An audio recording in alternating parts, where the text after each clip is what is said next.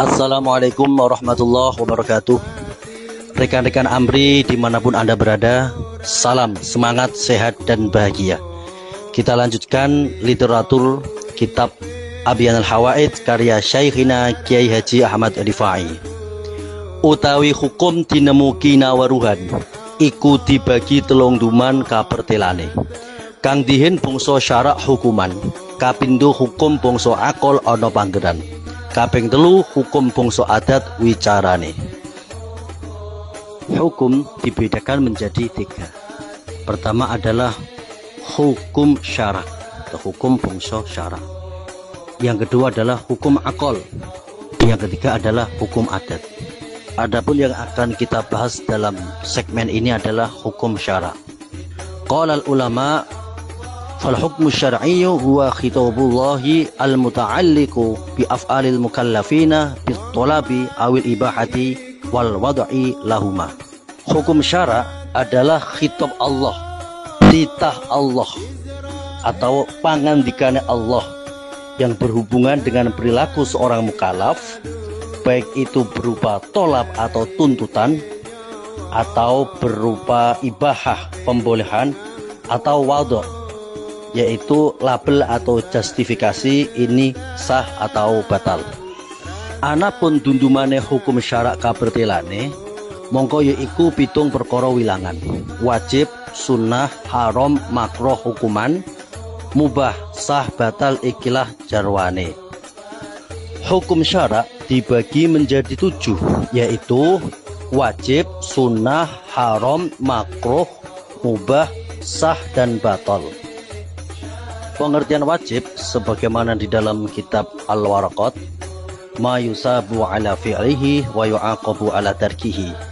Sesuatu perilaku yang apabila dilakukan mendapat pahala dan apabila ditinggalkan mendapat siksa, seperti sholat 5 waktu, puasa Ramadan, zakat, dan lain sebagainya. Definisi sunnah, ma yusabu ala fi'lihi wa la yu'aqabu ala tarkihi. Suatu perilaku yang apabila dilakukan mendapat pahala dan apabila ditinggalkan tidak mendapatkan ancaman siksa, seperti sholat duha, puasa Senin Kemis, dan lain-lainnya. Definisi haram, ma yusabu ala tarkihi wa yu'aqabu ala fi'lihi. Suatu perilaku yang apabila ditinggalkan mendapat pahala, apabila dilakukan mendapatkan siksa, seperti berzina, koruptor, menyakiti diri sendiri, atau menyakiti orang lain. Pengertian makruh, ma yusabu ala tarkihi wa la yu'aqabu ala fi'lihi. Sesuatu yang apabila ditinggalkan mendapat pahala dan apabila dilakukan tidak mendapat siksa, seperti contoh dalam kitab Matan Takrib, yaitu wudhu menggunakan air yang terkena sinar matahari sehingga menjadi panas. Keempat hukum ini disebut sebagai tolab, yaitu sebuah tuntutan, baik tuntutan untuk melakukan ataupun tuntutan untuk meninggalkan.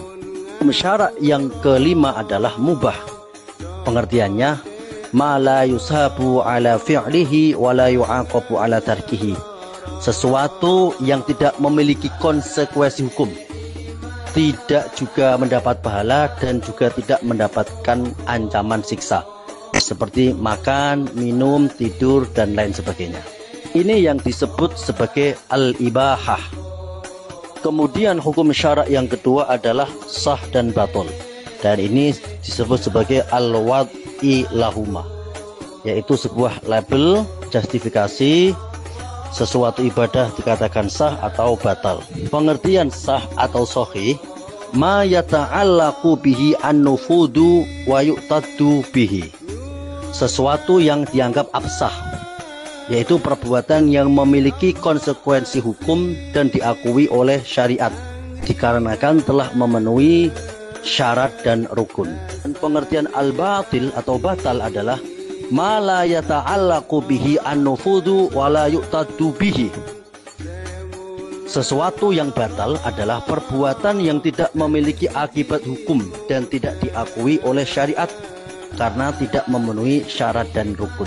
Demikian pemaparan tentang hukum syara. Semoga bermanfaat. Bismillah. Salam nasrul ilmi, kaderisasi, dan berkarya. Amri sekarang adalah rifaiyah masa depan. Walafu minkum. Wassalamualaikum warahmatullahi wabarakatuh.